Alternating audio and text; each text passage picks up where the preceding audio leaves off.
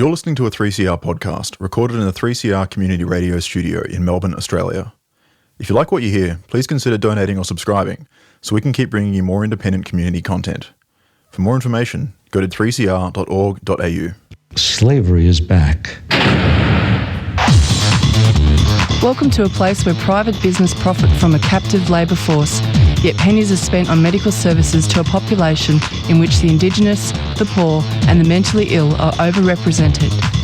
Where isolation, humiliation and degradation are facts of life. Welcome to prison. It depends who's telling the story, I suppose. The prisoners would have one view, the people who work in the prison system would have another, and I think it's up to people to decide where the truth is. Give government propaganda and the media spin doctors the flick. And check out Doin Time for news, views and tunes on prison issues from Guantanamo Bay to Christmas Island to prisons and detention centres everywhere. Every Monday at 4 p.m. on your community radio 3CR. We are still fired up and we're still talking about revolution. Hello and welcome to the Doin Time show. This is 3CR Community Radio, 855 AM on the dial, streaming live on www.3cr.org.au. And a content warning, this episode of Doin Time may contain audio images of Aboriginal and Torres Strait Islander people who have died and graphic discussion of deaths in custody. This is Marissa and I'll be with you for the next hour, bringing you coverage from prison, refugee and First Nations communities, to name but a few. We will first bring you an interview with Uncle Kelvin, who has done lots of work along with others on commemorations of the Myall Creek Massacre. The Myall Creek Massacre site and people that have been massacred on those sites. Uncle will speak with us and report back generically about Invasion Day or Survival Day, as it is sometimes known, on the 26th of January 2025. After that, we'll hear a repeat of a Monday breakfast interview with Frank Gaffer about Midsumma Pride and police being banned from the march, brought to you by Rob Harrison, who's on Monday breakfast. More about that later. Last week, the Doin Time show broadcasted some highlights from the special broadcast at 3CR on 26 January this year. Specifically, the Doin Time show aired the dawn ceremony live from Camp Sovereignty. Other shows at 3CR will no doubt play more highlights, including the rally at Parliament House, which I attended. Listen back on the 3CR website if you missed out. In the meantime, joining us today is Uncle Kelvin Brown from the National Committee of the Friends of Myall Creek to have a discussion, or rather, to continue the discussion that Invasion Day is a day of mourning, not celebration.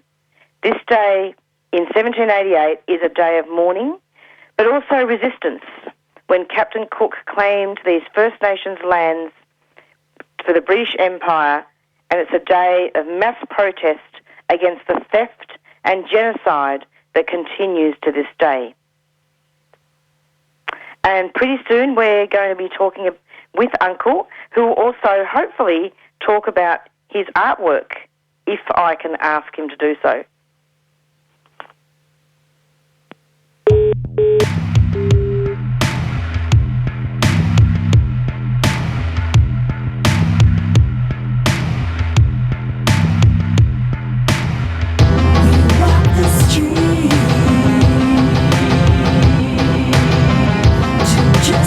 Join us for the launch of the Queer Histories, Queer Futures audio tour podcast.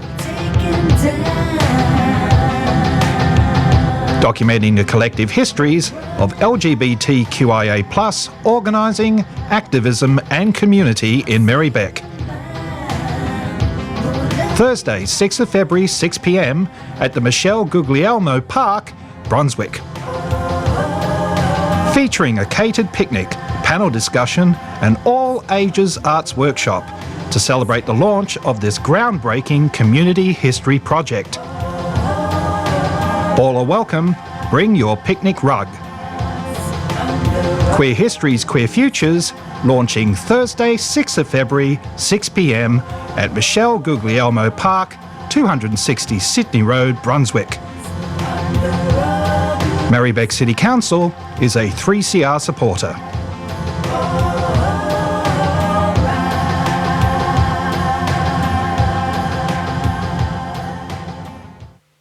And in case people have just tuned in, this is the Doin Time show, 3CR Community Radio, and it's approximately 5 minutes past 4.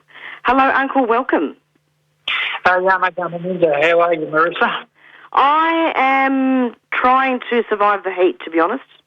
I think we all are.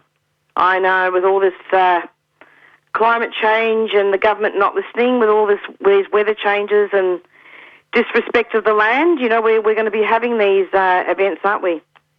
Oh, most definitely. And where I am here in northwest New South Wales, we get both sides of the coin. We get extremely cold winters and we get extremely hot summers. Yeah. Uncle, can you tell us your name and also what land you're from, and give us a little bit of an introduction of who you are? Okay, well, it's going to be quite interesting because I think my response to some of your questions is going to be more interesting for you than it is for your audience. But anyway, my name is Kelvin. As per the freezing temperature and so forth, Kelvin. My last name is Brown, but my birthright is Livermore. I've got two strong lines, which is that of my mother's, which is the Wilson family from up around the Annawan people country, around Malcolm, Armidale in northern New South Wales, northwest New South Wales, and my father's people, which is the Gamilaroi people nation, which is near Tinga, just outside Inverell in northwest New South Wales as well. I carry the name of Kelvin, but when I was studying language and going through the process of learning more about my people, my culture, and everything that goes with it, I was then discussed about the use of a skin name.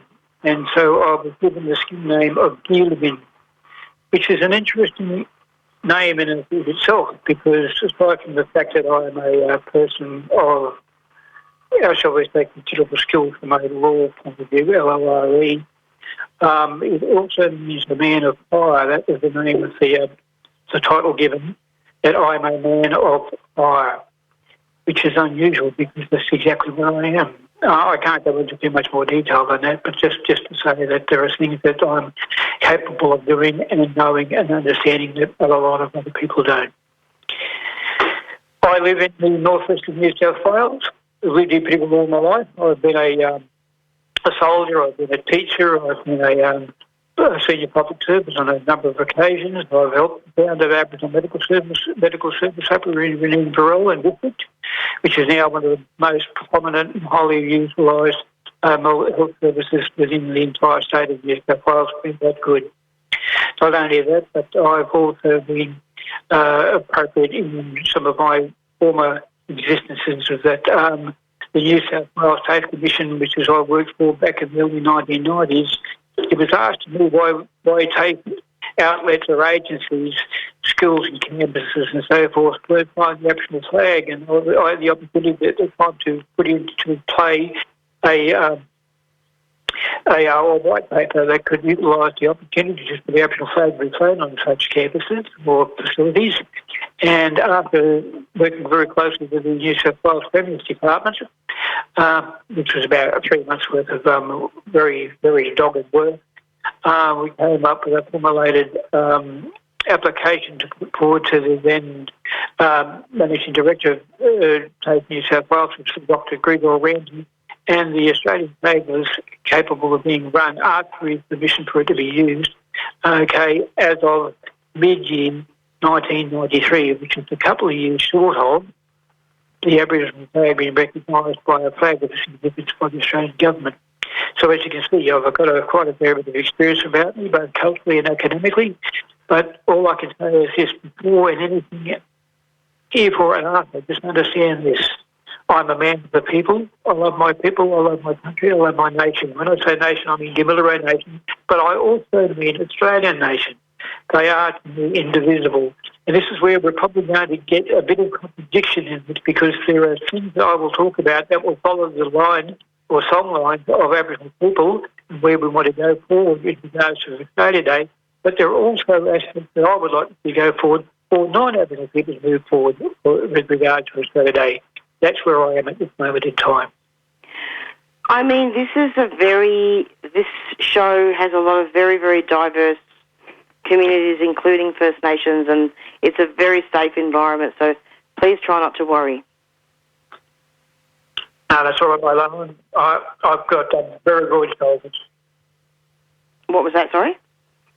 I've got very broad shoulders. I think I'll be fine. Uncle, it's so lovely to have you. I mean, I suppose I wanted to invite... Joe and I were talking off air, and I wanted to invite you on the show, really just to talk a little bit about not just Myall Creek, but also about Invasion Day as well, and maybe give a little bit of a report back and the history of it. Okay. Look, let's put it this way. Currently, as we live here in 2025, we have an aspect that the majority of Australia, which is, say, white, European, Middle Eastern, Greeks, Italians, Asiatics, and so forth, take up the largest sort of like population demography of people within the country, and the Aboriginal people are a far smaller element of that.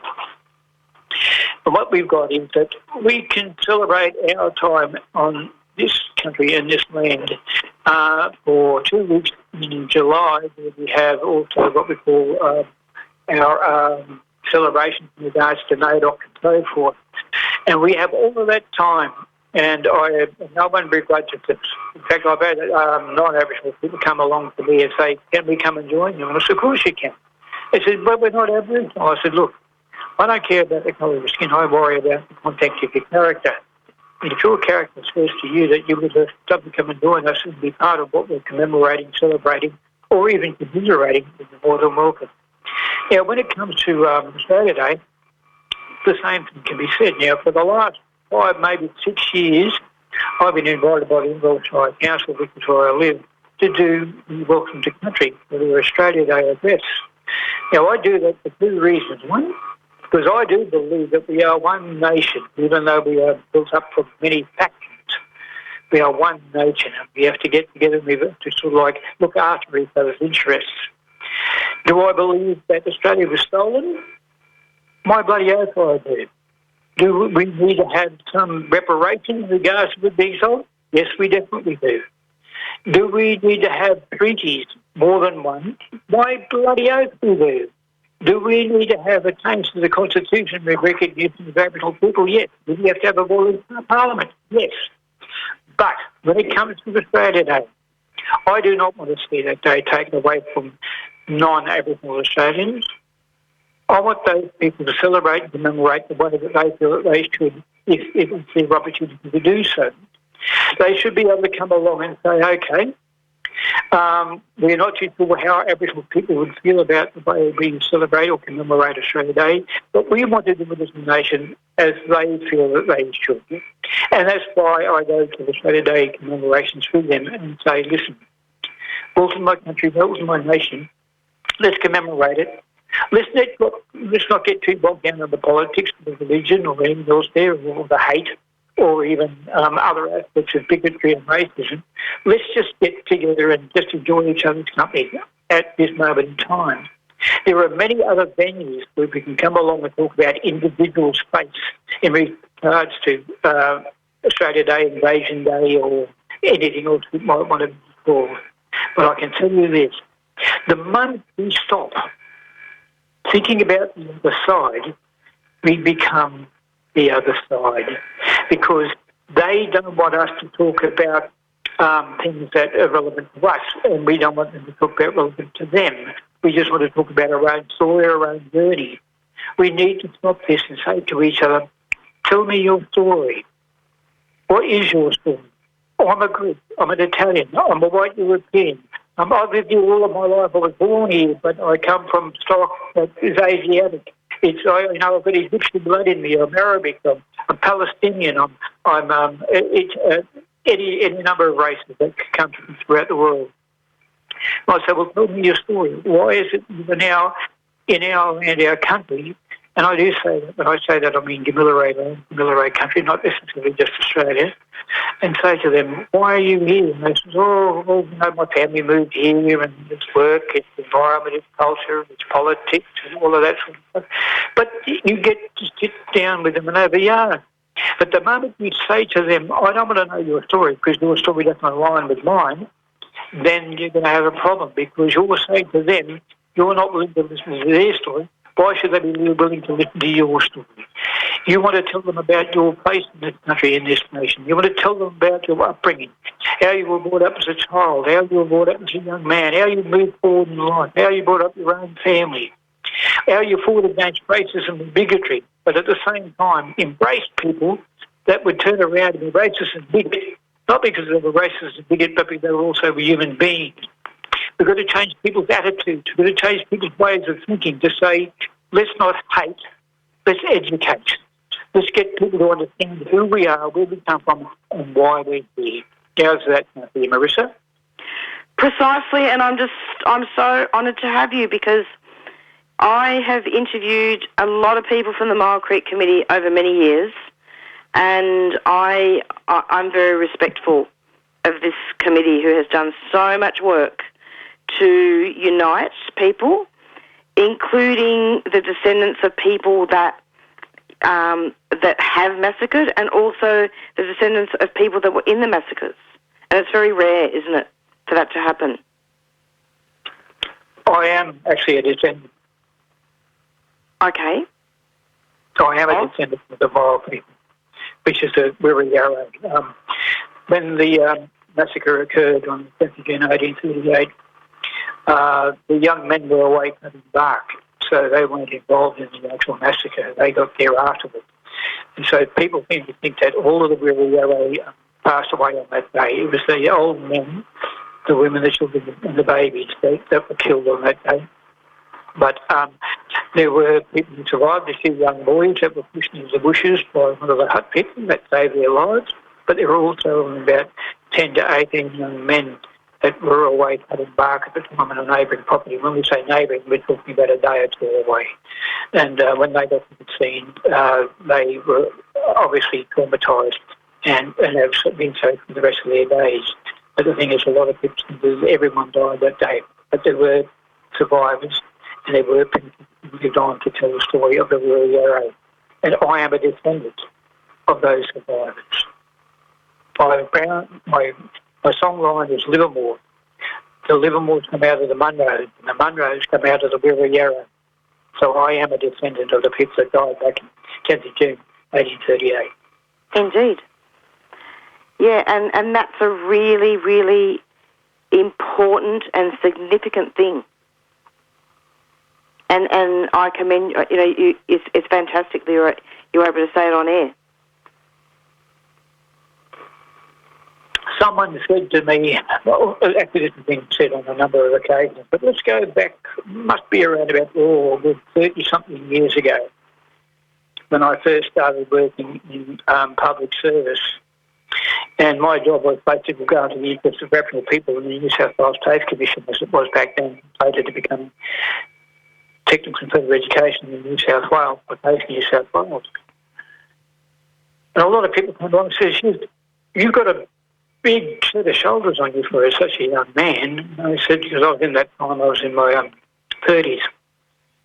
And they said, so you've got to look after all the teachers, all the educators, you look after all of the clerks and administrators, and you look after the cleaners and other workers that work for the industry that are Aboriginal people. He said, there's going to be thousands of people. And I said, yes. And he said, but that means they're all looking at you. And I said, yes, they are. So how does that make you feel? And I said, it makes me feel proud that I'm representing my people.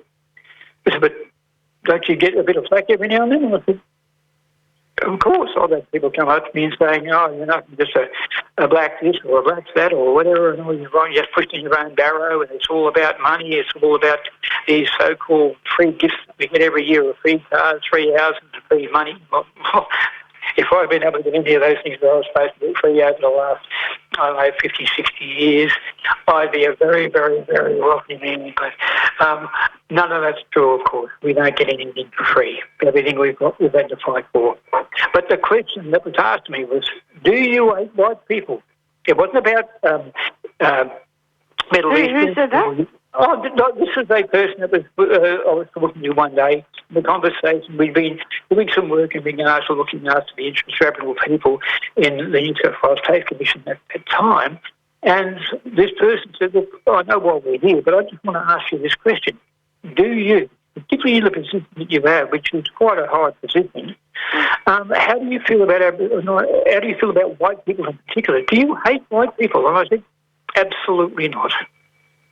I said, if you come along and you start hating people for whatever their colour of their skins are, or anything else like that, then you're setting yourself up for just problems that are occurring on a daily basis.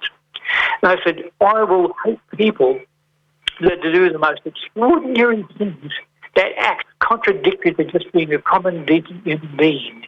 Those are the people I don't like. They're the people that I hate.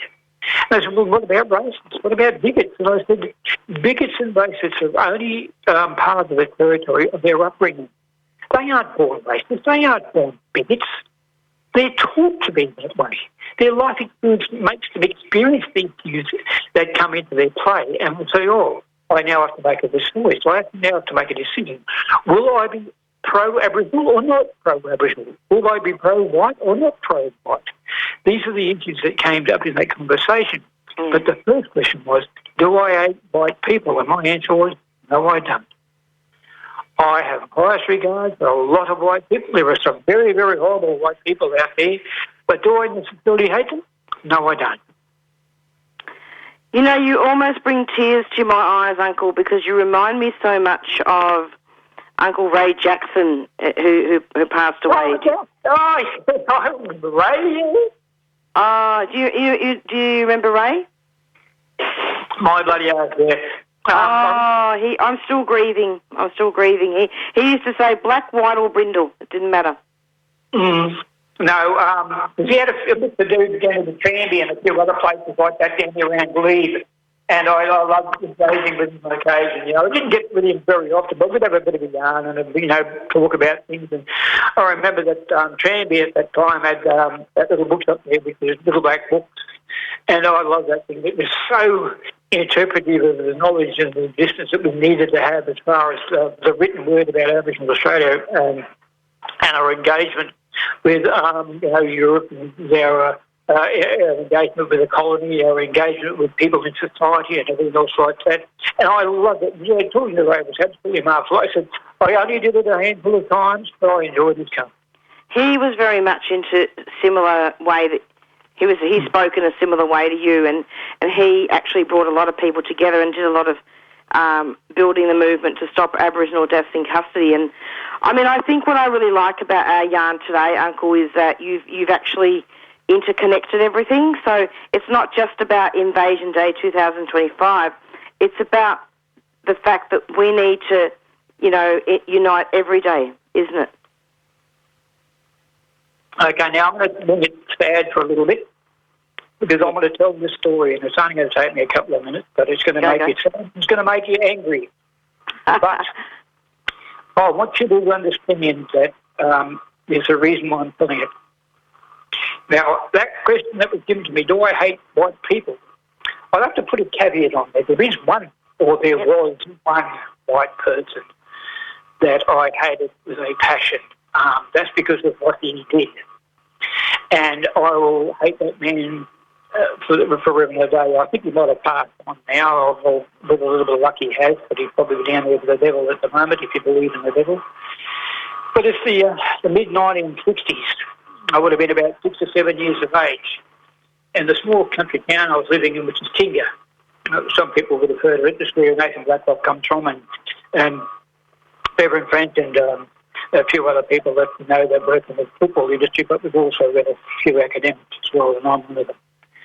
Anyway, there was a police sergeant there by the name of Greninger, and he was evil incarnate. There was just something terribly, terribly wrong with that person. I won't call him a man because he was a person. He was not a man at all. Now, Bigger at that time had 3 reserves. There was bottom camp, middle camp and top camp. At that time, Aboriginal people were still finding it difficult to drink in pubs and places like that. So they'd go and get a few beers and something like that, or maybe a bottle of red, or maybe even a flag, and they'd come up, they'd bring it back to the camp, and they'd sit around a bushfire, well, not a bushfire, but around a campfire and yarn, and just have a good time.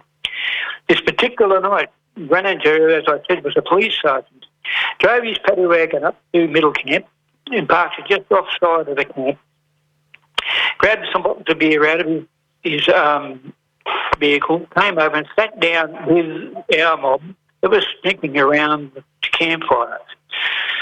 He sat with them for over an hour, drinking with them, laughing, enjoying himself, or so it appeared. But when he saw that the grog was starting to get down to the bottom of the glass, for most people, he thought, it's time to move. So he went over to the vehicle and he stood there and he waited. And when our mob started to move away from the campfire, he would grab them individually, put them in the back of the paddy wagon until it was full, men and women. One of the women that was in that paddy wagon was my sister. She was a lot older than me. I was born late in life. They were then taken down to the cell. Now, the cell was not something that you see today where it was inside. This was an outside cell. There should have been room enough for 3 people each side, 3 men on one side, 3 women on the other. But there was about 6 to 7 people in each one of those cells. They could barely stand, let alone sit down or even lay down. The next day, this horrible, despotic person that you can't even call a human being turned around and said, I'm supposed to feed you people. He did. You've got 3 days before the magistrate gets here, so you've got to go to court for being drunk and disorderly. This was from the man who had been drinking with him at the time. So we went down to the local supermarket. He bought a dozen cans of dog food, Pal dog food. He bought some wheat bix, about 5 or 6 packets of it, the large one, and he got back to the police station and he mixed milk, wheat bix and Pal dog food. Came out to the people, and he brought them out to the cells, and he said, I'm supposed to feed you, mob. Here's your tucker. Of course, our mob turned around and said, we're not eating it. That's dog food. And he said, I'm supposed to feed you. This is a feed.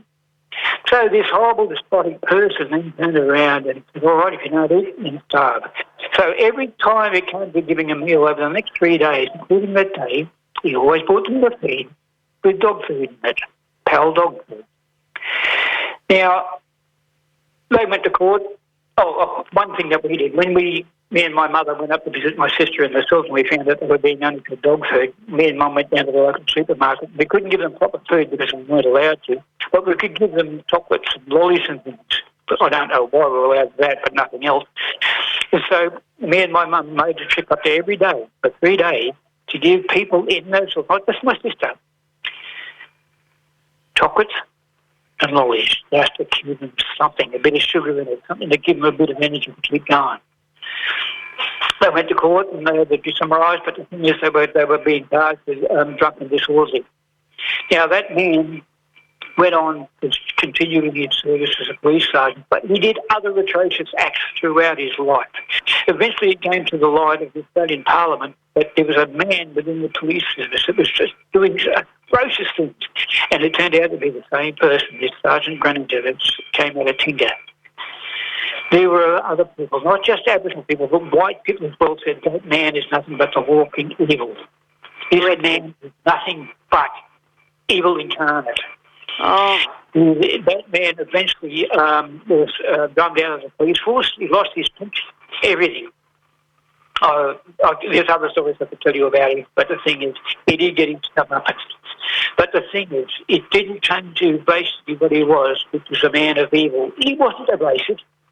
He wasn't the bigot. He was the pure evil.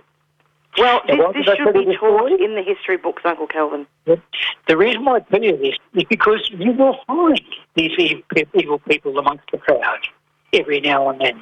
They do exist. But once again, don't let yourself be clouded by this ideology that they're racist or bigot. That's just a side deal. Their real party plan is this: evil and evil intent. If you can believe if evil can be an intent. there are people out there who just do want to do nothing but hurt other people. And he was one. Absolutely. Uncle, I was going to talk to you about your art and a little bit about your family, but I don't think we've got time. But is it okay if I ring you again this year? You can talk to me any time. Just be aware that the Myall Creek Committee this coming Monday will be down in Canberra. We're looking to get some funding out of the Australian Federal Parliament for our stage 3 at Myall Creek. That means that over the last 20 to almost 25 years now, we've been working slowly away up there to get 3 stages done. Stage 1 was done over 20 years ago. Stage 2 was finalised about 3.5 years ago, going on 4. And we're about to start plenary subjects to get some funding together for stage 3. Once we finish stage 3, we're not going to build out there anymore. But myself and the rest of the committee that have been invited by, I do believe, this new incoming Minister of Aboriginal Affairs, we've been asked to go down there and put our case forward to get some funding out of that, out of the federal government, so we can move forward with stage 3. And that's happening this Monday. So fingers crossed, everyone. Let's see if we can get something going forward. Because those people that died out there at Myall Creek, well over 186 years ago, they still need to be remembered. We will remember. Indeed. They do, don't they? I am in total agreement, and I'm sure our listeners are in total agreement as well. Thank you so much, Uncle Kelvin, and we'll be in touch really soon again. No worries, my friends. You can talk to me any time, and this time we'll talk a little bit more about the Myall Creek side of things. But yes, we will. If you want to talk to me about, I'm always available. Yamagaba into my people. Thank you so much. It was great yarning with you. Thanks. Thank you, darling. Okay, bye-bye.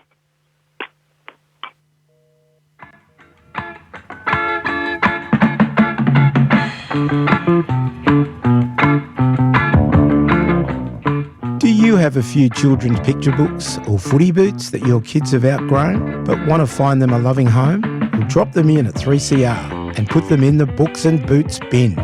Books and Boots regularly sends pre-loved children's picture books and sports footwear to remote and regional First Nations communities and children across the country. Contact us at Books and Boots or go to the website www.booksandboots.org.au. We love a good book.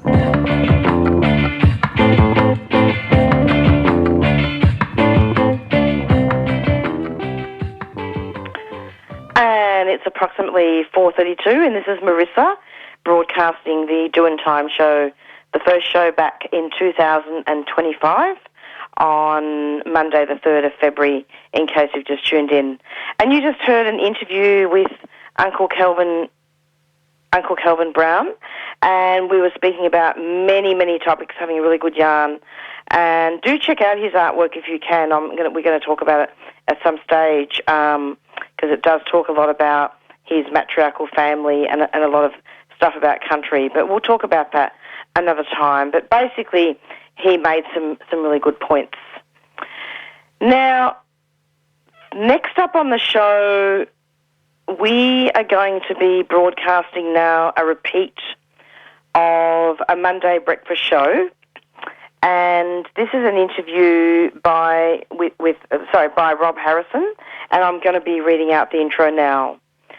On Tuesday, the 21st of January, Midsumma announced a trial for this year's march in which participants would not be allowed to wear formal uniforms.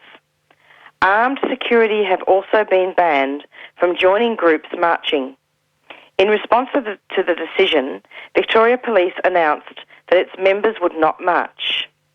Midsumma's announcement follows a community effort organised in part by No Police at Pride.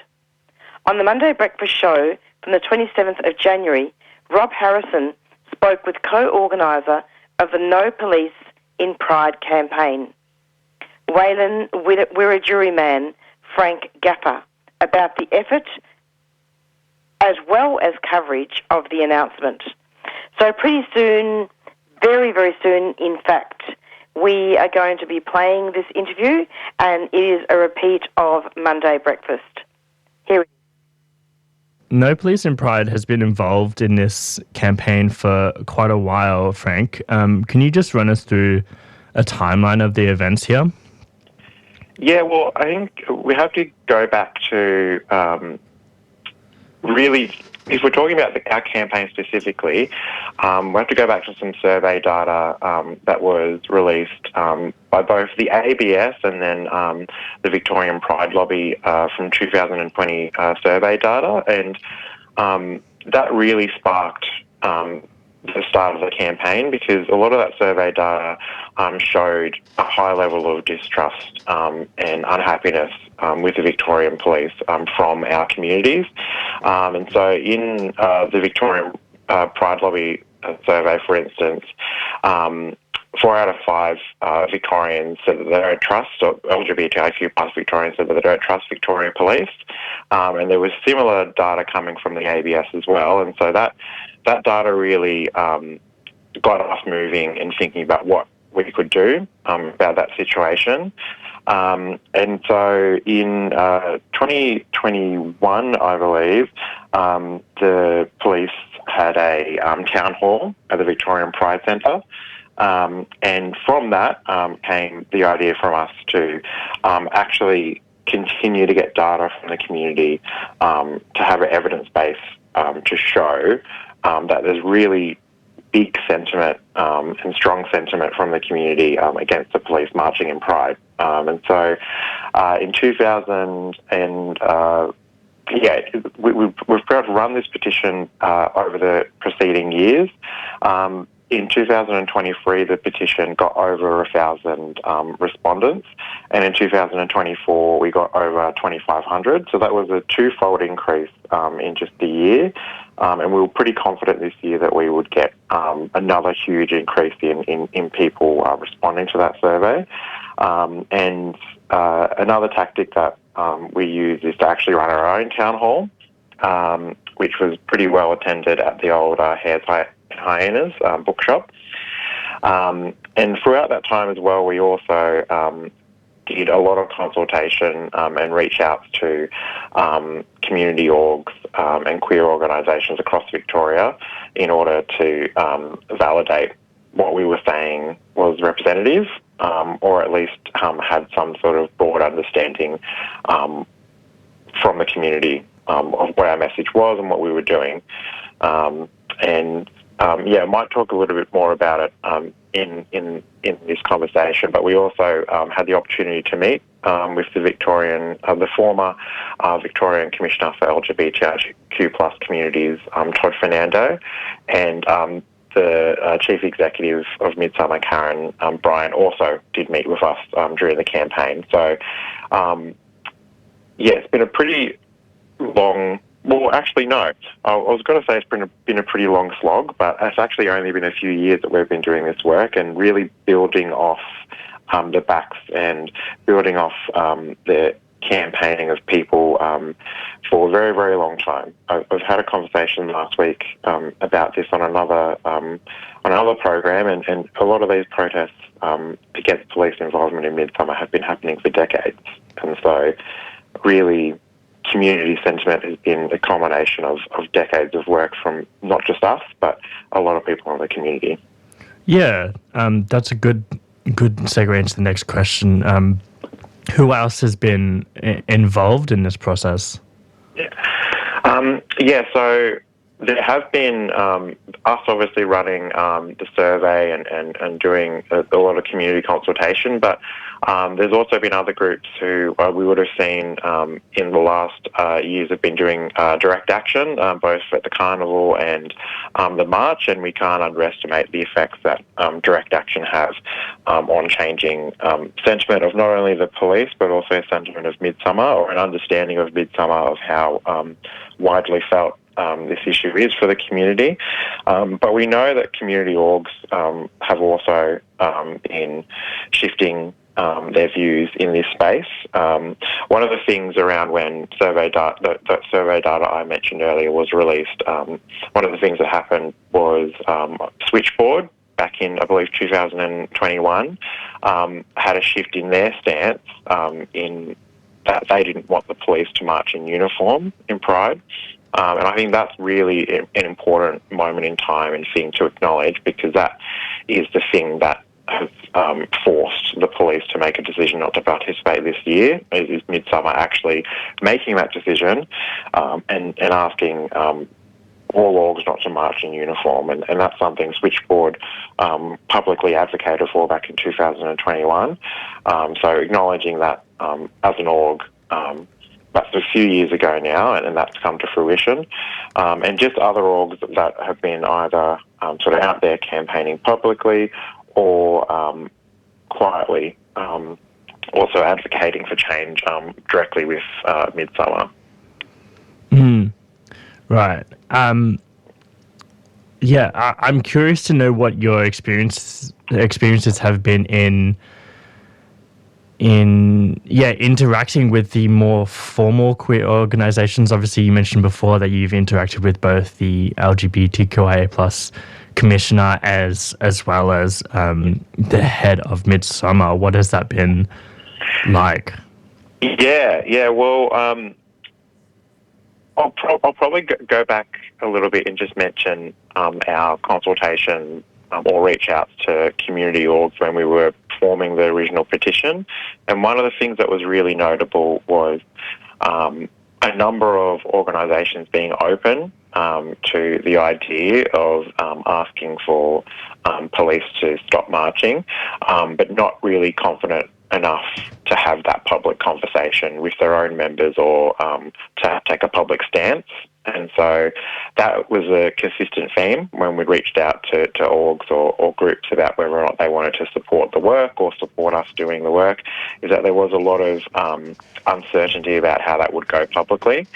And so when we launched the petition, we were very, very mindful of that in trying to ensure that our messaging was clear about being against the institution of the police and not being against individuals of the police force as members of the community. You know, if members of the community want to march in the parade, they can. And if they happen to be police officers, whilst I don't have personal understanding of why you would be a police officer, but if they are, they can march with, you know, a community organisation or group that speaks to them personally, not their employer. And so I think that sort of messaging, that reasonable tone that we had, which we thought, it really reflected the community sentiment at the time and now, got us into the room with Todd Fernando, the former commissioner, and Karen, the current chief executive. And both those meetings were pretty productive.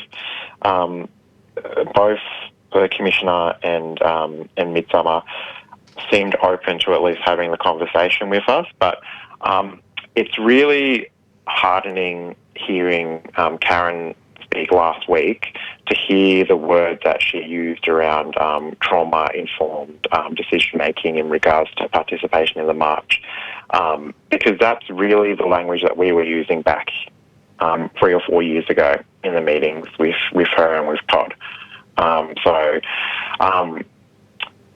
think that there's obviously been much more community consultation they've done since then, but we'd like to think we had a part to play in that message being shifted by them. And while they were open to conversation back then, we didn't have long-standing direct engagement, which is disappointing. But they were open to sort of meeting with us on a continual basis at the time. And we thought pretty productive conversations that really formed how we approach the campaign going forward. So I guess what I would say is that the meetings were productive, but there was still a lot of things that had to change within the community. And one of those things was, bigger organisations coming out on this side of the conversation. Yeah, absolutely. And it's been, as you said, a long time coming, especially with the evidence base that you provided. I guess that may have helped, right? Yeah, I think so. And getting over 2,500 people to sign a petition in a 2 to 3 week period is not an easy task. I do a lot of survey and data gathering in my personal job, and getting 2,500 people to do anything is not easy. Yeah. So I think just that really shows how strong the community sentiment is. And that's a bigger data set than a lot of other surveys in this realm have got. Like, for instance, there was a survey that was released last week that got quite a lot of media attention, supposedly saying that nationally LGBTIQ plus people are in support of police marching in Pride, but with preconditions. Well, our understanding is that total survey data across the whole country only had 1,500 respondents compared to our 2,500 respondents just in Victoria.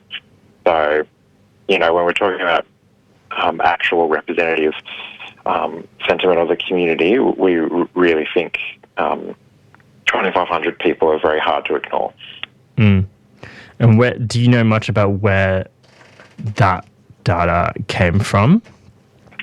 Look, we know the organisation it came from was pretty widely covered. Probably I'll leave that to other people to promote the survey data. I'm probably just going to leave it at that. I don't really want to promote their data source because I don't think it has any validity when you look at the data that came from the ABS, when you look at the data that came from the Victorian Pride Lobby, and you look at our data. I think all three of those data sets on this particular issue are much more credible. Sure. Let's move on to talk about the fact that this ban of people wearing workplace uniforms is just a trial. Do you think that the ban will continue? And what have you heard about from Midsumma about what the criteria are for keeping the ban in place? Yeah, well, we haven't heard much yet about the criteria for keeping the ban in place in the future, but to us, it's very, very clear that the decision was made quite quickly. I think Transgender Victoria have to really be commended for the statement a few weeks ago stating that they were going to suspend involvement in the march, and saying why they were going to suspend is because of the police, and because the police really need to invest a lot of time and a lot of effort in actually repairing the relationship and the damage they've caused over decades with the community before they can come use the march as a PR exercise. And so I think Transgender Victoria doing that is quite powerful. Any organisation that is a peak body doing that is a big move. Our understanding is there were other organisations that were having conversations with Midsumma post that about potentially doing the same. That sort of shifted Midsumma to making some sort of decision. Unfortunately, we would have liked an actual hard decision about the police specifically. I mean, it is disappointing that people like the Fireys and the Ambos can't march in their uniforms because we have nothing against them as a campaign. They are true heroes of the community. But what we really hope is that maybe this decision will show everybody, no matter what employer they work for, that when you march in Pride, it's actually much nicer to march in more casual clothes rather than the clothes of your employer. Like, not that this is something that we campaign on, but I personally believe that marching in the Pride March should be about marching with your community and for your community. So it's always a bit odd when you see people wearing their work uniforms in general. So, hopefully it is a positive change. I guess the most positive thing is that the police signalled, I think probably a few days before this decision was made, that if they couldn't wear their uniforms, they probably would pull out of the march. And so to me, it seems like a pretty clear decision that Midsumma have made, that stopping people wearing their uniforms forced the police to make the decision, and the police, in effect, put themselves in a corner where they had to make a decision to pull out. And really it's their decision, and like Karen said, Midsumma isn't going to take the blame for that. That's the police. That's the police's decision for not being able to respect community decisions. You're listening to the Monday Breakfast Show. I'm currently on the line with co-organiser of the No Police in Pride campaign, Frank Gaffer, and we're just talking about Victoria Police's withdrawal from this year's Midsumma Pride March. Frank, I want to move on to talk about the coverage of the announcement, because unsurprisingly in the mainstream media, a lot of it's just been focused on painting Victoria Police as the victims in this story. A few outlets, including the Daily Mail, Channel 9, the ABC, and also The Guardian, have printed Victoria Police's response to the decision as a, quote, backward step for inclusion, end quote.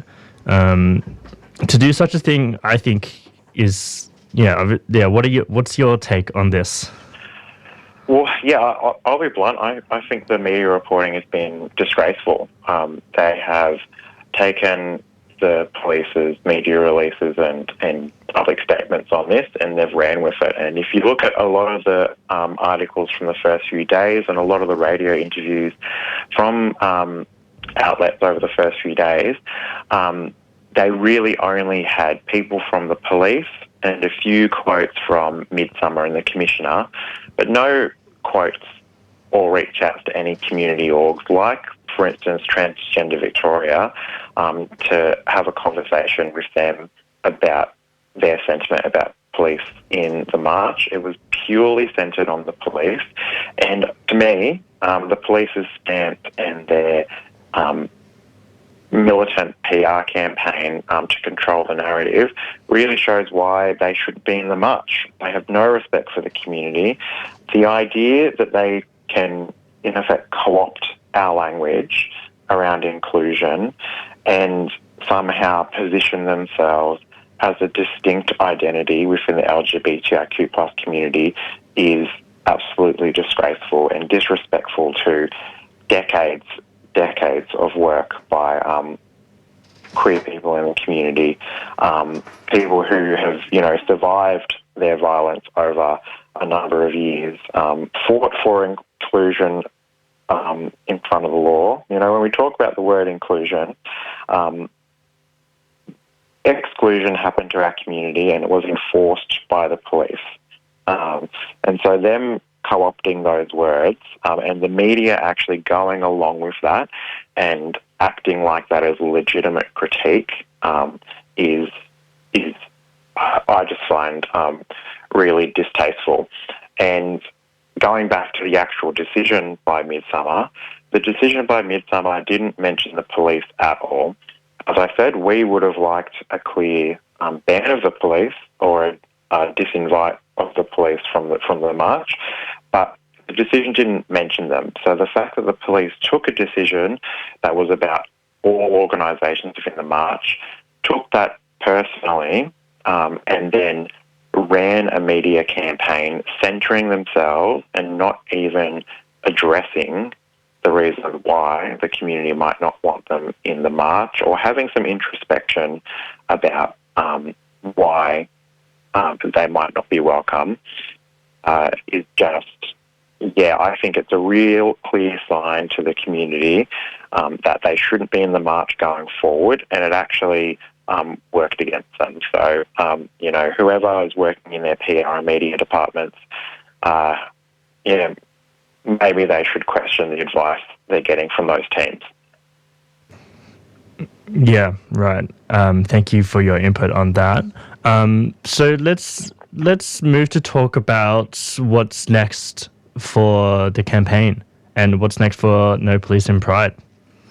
Yeah, well, that is up in the air at the moment. We're sitting here waiting to see exactly how the march plays out. Obviously, the march is going to happen over the next week or so, and then we've got the Pride Party to sort of end Midsumma. So we were planning, as I said, to do another survey, but we decided to hold off on doing that, to just get a test or sort of do a read of how the community is feeling about the decision, how the community is feeling without the police in the march, and to also just watch how the march goes without the police marching. And so for us, we're probably going to wait and see what happens with that. And then from that, we will look at what other things within this space the community might be asking for. Potentially, it might be actually advocating for a proper, at least, ban of the police directly from being in Midsumma, or at least clarification from Midsumma about what the decision would be going into the future. As you said, this decision is only for this year. It's a trial. And so we're very, very keen for the decision. If it is going to be the thing that keeps the police out of Pride, we will be very, very keen for Midsumma to make this a permanent thing. And that will require the community. I think what I'll say is that this change, I've mentioned a broad cross-section of the community orgs and activist orgs who have contributed to pressuring Midsumma and the police to come to their respective decisions. And so I think my message to the community at the moment would be, don't take your foot off the pedal. We're really going to make sure that Midsumma understands just how important this moment in time is, and we need them to understand just how widespread this sentiment is from the community and how happy the community is, and for us as a community to focus on the really positive thing that this is a community win. It can be win from many, many sides of the community, and if we keep up the messaging and we keep making sure Midsumma know that this is a consistent and a continuing feeling from the community, then hopefully they'll make this decision about uniforms permanent, and the police will be gone for good, in my view, but at least for the foreseeable future, if they'll address concerns that organisations like Transgender Victoria have. So, for us, we'll wait and see, but I think we will hopefully look at maybe trying to see whether Midsumma can make the decision permanent. Absolutely. Well, thank you so much for joining us on the Monday Breakfast Show, and best of luck with the campaign. Yes, thank you for having me, and just to everybody who was out there yesterday during Invasion Day as an Aboriginal person, thank you so much, everyone. And I just wanted to say a quick shout out to all the organisers at War and all the mob who were organising yesterday's Invasion Day march.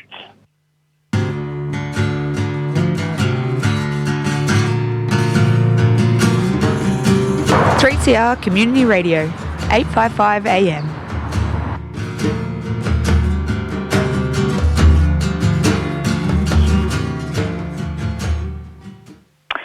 And this is the Doin Time show. It's approximately 4:58. You've been listening to a repeat of a Monday breakfast interview where Rob Harrison interviews Frank Gaffer. And we're going to be out of here soon. That's all we've got time for today. And stay tuned every Monday for the Doin Time show from 4 to 5. And it's goodbye from Marissa. Take care of each other. Don't forget the subscriber drive is coming up next week. We need subscribers for the radio station to keep us on air. And goodbye and take care. Thanks. Bye.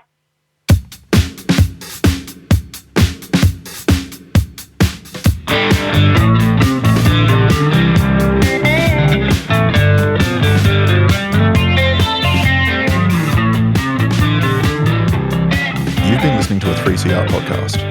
If you found it valuable, please consider donating or subscribing to support independent community radio.